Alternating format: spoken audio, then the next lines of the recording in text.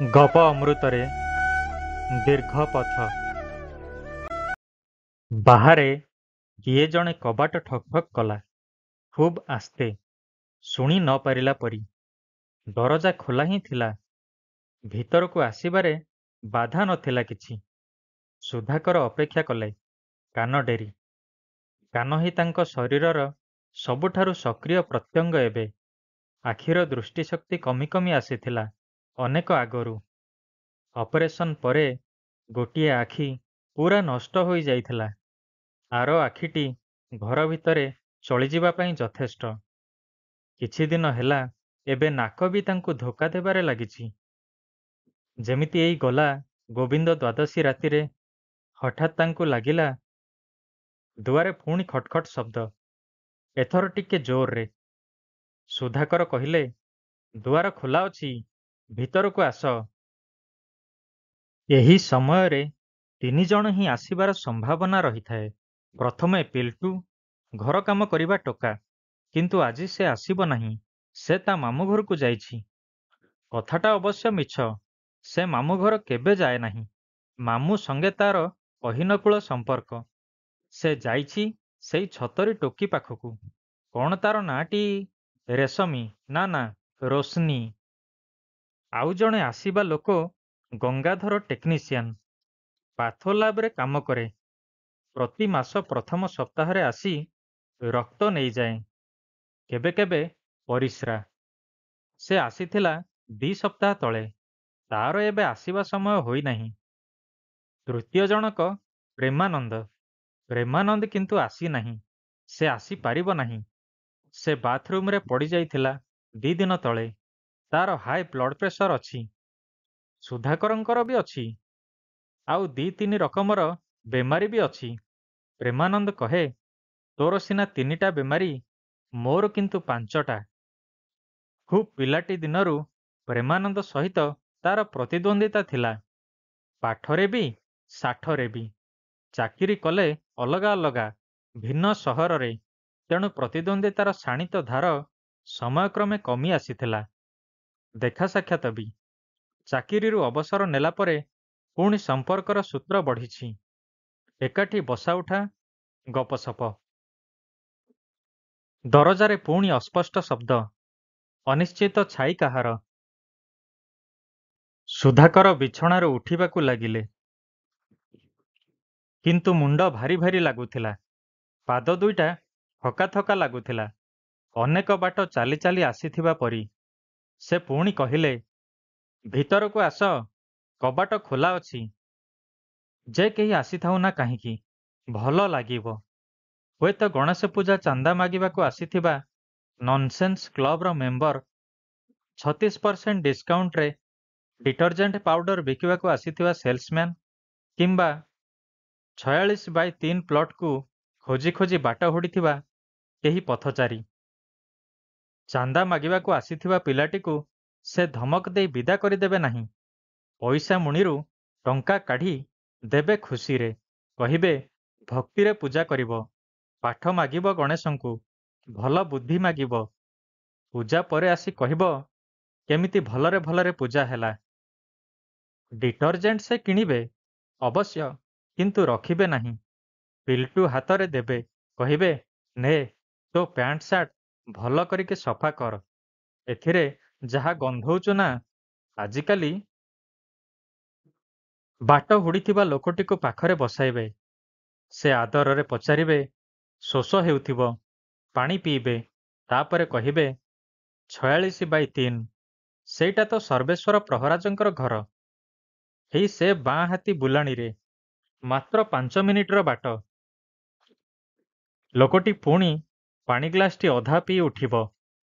ଠକ୍ କରି ଗ୍ଲାସଟି କାଚ ଟେବୁଲ ଉପରେ ଥୋଇଦେଇ କହିବ, ଏ ପଡ଼ାର ଲୋକଗୁଡ଼ାକ କେତେ ଅଭଦ୍ର ସତେ।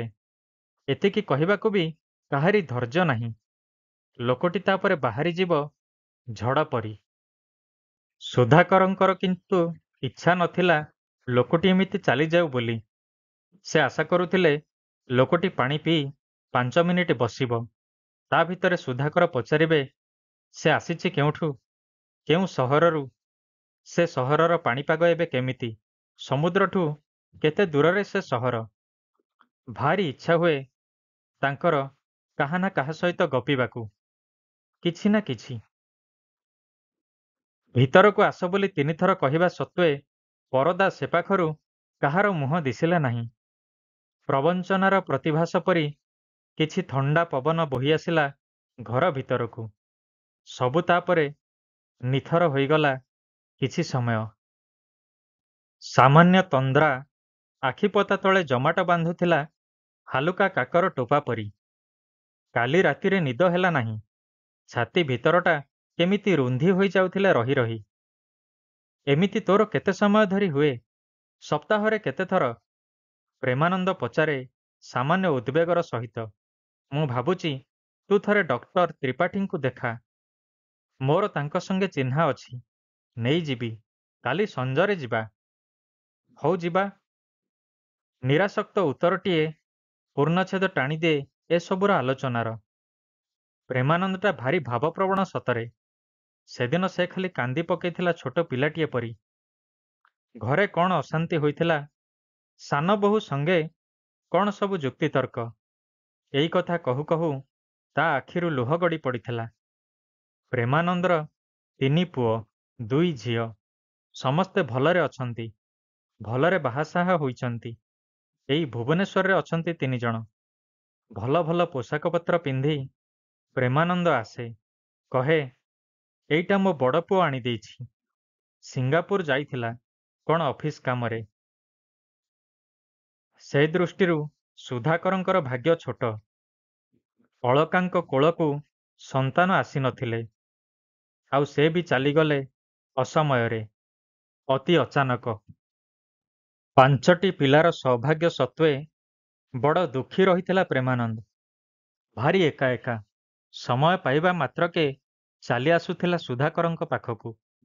କିଛି ସମୟ କଟିଯାଉଥିଲା ପୁରୁଣା ଦିନର କଥା ଗପି ଗପି। ତାପରେ ହଠାତ୍ କେହି ଜଣେ ଚୁପ୍ ହୋଇଯାଉଥିଲା। ଶେଷରେ ପ୍ରେମାନନ୍ଦ କହୁଥିଲା, ହଉ ଚାଲିଲିରେ ଭାଇ। ସେପଟେ ସାନ ବୋହୂ ଆମ ବାଟ ଚାହିଁ ବସିଛନ୍ତି ଲମ୍ବା ଲେକ୍ଚର ଦେବାକୁ। ବିମର୍ଷ ମେଘର ଛାଇ ଏବେ ଢାଙ୍କି ଦେଉଥିଲା ପ୍ରେମାନନ୍ଦର 2ଟି ଆଖିକୁ। ପ୍ରେମାନନ୍ଦ ଥରେ ଆତ୍ମହତ୍ୟା କରିବାକୁ ଯାଉଥିଲା MSc ଫାଇନାଲ ବର୍ଷରେ। ପାରମିତାର ବାହାଘର ନିମନ୍ତ୍ରଣ ପତ୍ର ହାତରେ ଧରି। ପାରମିତାକୁ ସେ ଭଲ ପାଉଥିଲା। ଏକତରଫା ପ୍ରେମ। ଦୁହିଁଙ୍କ ଭିତରେ କଥାବାର୍ତ୍ତା ଥିଲା, ବହିପତ୍ର ଦିଆନିଆ। କିନ୍ତୁ ସେ ମୁହଁ ଖୋଲି ତା ମନ କଥା କେବେ ବି କହି ନଥିଲା, ଏହି ବିଶ୍ୱାସରେ ଯେ ପରମିତାକୁ ଜଣା ତା ହୃଦୟର କଥା। ଏତିକି ବିଷ ଖାଇଲେ ଆମ ହଷ୍ଟେଲର କାଣି ବିଲେଇ ବି ମରିଯିବ ନାହିଁ। ତୋ କଥା ଛାଡ଼। ଏହା କହି ସୁଧାକର ତା ହାତରୁ ବିଷ ଶିଶିଟି ଛଡ଼େଇ ନେଇଥିଲେ। ଢେର କିଛିଦିନ ଲୁହ ଢାଳିବା ପରେ ପ୍ରେମାନନ୍ଦ ଫାଇନାଲ ପରୀକ୍ଷାରେ ଫାଷ୍ଟ ହୋଇଥିଲା। ପ୍ରଥମ ଥର ପାଇଁ ସୁଧାକର ଖସିଥିଲେ 2ୟ ସ୍ଥାନକୁ। ପରମିତା ଏବେ କୋଉଠି ଅଛୁ ଜାଣୁ? ଦିନେ କେବେ ଅଚାନକ ପ୍ରଶ୍ନଟି ପଚାରିଥିଲା ପ୍ରେମାନନ୍ଦ। କେବେ ଦିନେ ସଞ୍ଜରେ। ହଁ ଜାଣେ, ଏଡମଣ୍ଟରେ, କହିଥିଲେ ସୁଧାକର। ସହଜରେ ଭୁଲିଯିବା ପରି ଝିଅଟିଏ ନଥିଲା ପରମିତା। ନା, ଏବେ ସେ ଅଛି ଆଶଭିଲରେ। ଟିକିଏ ଚୁପ୍ ରହି ପ୍ରେମାନନ୍ଦ ମନ୍ତବ୍ୟ ଦେଇଥିଲା, ଭାରି ସୁନ୍ଦର। କହିଥିଲା ଆମେରିକାର ସବୁଠୁ ସୁନ୍ଦର ଆଶଭିଲ। ସ୍ମୋକି ମାଉଣ୍ଟେନ ପାଖରେ। ସନ୍ଧ୍ୟାର ମ୍ଳାନ ଅନ୍ଧାର ଭିତରେ ପ୍ରେମାନନ୍ଦର ଗଳା ଶୁଣାଗଲା ଦୂରଦୂରାନ୍ତର ସ୍ୱର ପରି। ଏତେ ସୁନ୍ଦର ସହରରେ ରହି ଏତେ ଭଲ ଜୀବନ ଭିତରେ ପାରମିତାର କ'ଣ ମନେ ପଡ଼ୁନଥିବ ଏଇ ଦେଶ କଥା, ଏଠିକାର ସଞ୍ଜ ଓ ସକାଳ, ବର୍ଷା, ରାତି, ରଜନୀଗନ୍ଧାର ବାସ୍ନା। ତାକୁ କେବେ କେବେ କଷ୍ଟ ହେଉନଥିବ? ସୁଧାକରଙ୍କ ଛାତି ଭିତରେ କୋଉଠି ଟିକିଏ କଷ୍ଟ ହେଲା। ନିଶ୍ୱାସ ରୁନ୍ଧି ହୋଇଗଲା ପରି। ସେ ଚେଷ୍ଟା କଲେ ଖଟରୁ ଉଠି ବସିବାକୁ, ସହଜ ହେବାକୁ। ସେ ଉଠିପାରିଲେ ନାହିଁ। ଶୋଇ ରହିଲେ ସେମିତି ଖଟ ଉପରେ। ତକିଆ ଉପରେ ମୁଣ୍ଡଟା ଭାରି ଭାରି ଲାଗୁଥିଲା, ପୁରୁଣା ବୋଝ ପରି। ଧମନୀରେ ରକ୍ତର ସ୍ରୋତ ବହୁଥିଲା ବାଟ ପାଉନଥିବା ଅଭିଭାସ ପରି। ଛାତି ତଳେ ପରସ୍ତ ପରସ୍ତ ସ୍ଥବିରତା। ପବନ ଝୁଲି ରହିଥିଲା ମୁଣ୍ଡ ଉପରେ ପଙ୍ଖାର ନିଶ୍ଚଳ ଡେଣାରେ। ଏବେ ସକାଳ ନା ସଞ୍ଜ? କେତେଟା ବାଜିଛି କାନ୍ଥର ଘଣ୍ଟାରେ? ଘଣ୍ଟା ବନ୍ଦ ହୋଇଯାଇଛି ବେଶ୍ କିଛି ଦିନ ହେଲାଣି। ସଜାଡ଼ିବାକୁ ମନେ ପଡ଼େ, ପୁଣି ମନେ ପଡ଼େ ନାହିଁ। ଅବଶ୍ୟ ଚଳି ଯାଉଛି ସେମିତି ହଉ। ଅନେକ କଥା ଚଳି ଯାଉଛି ଏବେ। ଚା କପ୍ ଠିକ୍ ସମୟରେ ନ ମିଳିଲେ ବି, ଭାତ ସାଙ୍ଗେ ଡାଲି ନଥିଲେ ବି, ତରକାରୀରେ ଲୁଣ ନଥିଲେ ବି, 2 ଦିନ ନ ଗାଧେଇଲେ ବି, ରାତିଯାକ ଶୀତ ଲାଗିଲେ ବି। ଇସ୍, ତମେ, ମୁଁ ଚାଲିଗଲା ପରେ ତମେ ଚଳିପାରିବ ଦିନଟିଏ? ଗୋଟିଏ ବି ରାତି? ପାନରୁ ଚୂନ ଖସିଲେ ଯାହାର ଫ୍ୟୁଜ୍ ଉଡ଼ିଯାଏ। ହସି ହସି ଏକଥା କହନ୍ତି ଅଳକା। ସବୁ ଏବେ ଲାଗେ ସ୍ୱପ୍ନ ପରି। ଭାବି ହୁଏ ନାହିଁ କେବେ ଦିନେ ଏ ଘରେ ଆଉ ଜଣେ କେହି ଥିଲା, ଯେ ରହିଥିଲା ସମୟକୁ ଆଚ୍ଛନ୍ନ କରି, ଏବଂ ସେ ଏକା ହିଁ ଥିଲା ସର୍ବମୟ। ସୁଧାକର ଅବଶ୍ୟ ଥିଲେ, ଥିଲେ ଛାଇଟିଏ ପରି, ଅଭିଳାଷର ପ୍ରତିକାୟ ପରି। ଅଳକାଙ୍କର ସନ୍ତାନ ନଥିଲେ, କେହି ସହୋଦର। ସୁଧାକରଙ୍କର ଭିତରେ ସେ ଭଲ ପାଉଥିଲେ ଏ ସବୁରିଙ୍କୁ। ସୁଧାକରଙ୍କୁ ବି ଭଲ ଲାଗୁଥିଲା ସେହି ତ୍ରିକାୟ ଆନନ୍ଦ। ନିଶ୍ୱାସ ନେବାରେ ଟିକେ କଷ୍ଟ ହେଉଥିଲା। ମୁଣ୍ଡ ଭିତରେ କେମିତି ଝିମ୍ଝିମ୍ ଭାବ, ପାହାଡ଼ ଉପରକୁ ଚଢ଼ୁଥିବା ପରି। ସେ ଆଖି ବନ୍ଦ କଲେ। ବାହାରେ ହୁଏତ ବର୍ଷା ପଡ଼ିବା ଆରମ୍ଭ କରିଛି। ଝିପ୍ ଝିପ୍ ବର୍ଷା। ଅଳ୍ପ ଥଣ୍ଡା ପବନ ପଶି ଆସୁଛି ଭିତରକୁ। ସେଇ ଥଣ୍ଡା ପବନ ବାଜି ଟିକିଏ ଆରାମ ଲାଗିଲା ସୁଧାକରଙ୍କୁ। ଛାତି ଭିତରର ଯନ୍ତ୍ରଣା କମିଗଲା। ବର୍ଷା ଛାଡ଼ିଗଲା ଟିକକରେ। ପବନ କିନ୍ତୁ ରହିଗଲା ବିଛଣାକୁ ଡେରି ହୋଇ। ଦୂରରୁ ଶୁଭୁଥିଲା କିଛି ଅସ୍ପଷ୍ଟ ସ୍ୱର। କେଉଁ ଦୂରଦୂରାନ୍ତରୁ ଟିକିଏ କାନ ଡେରିଲାରୁ ଶୁଣିହେଲା ଗୀତଟି। ଖୁବ୍ ପୁରୁଣା ଗୀତ। ସ୍ୱର ମନେ ପଡ଼ୁଥିଲା, କିନ୍ତୁ ଶବ୍ଦ ସବୁ ଅଜଣା। ଶବ୍ଦ ଚିହ୍ନିବା ଦରକାର ନଥିଲା, ସ୍ୱର ହିଁ ଯଥେଷ୍ଟ। ସୁଧାକର ଶୁଣି ଲାଗିଲେ ସେ ସ୍ୱରକୁ।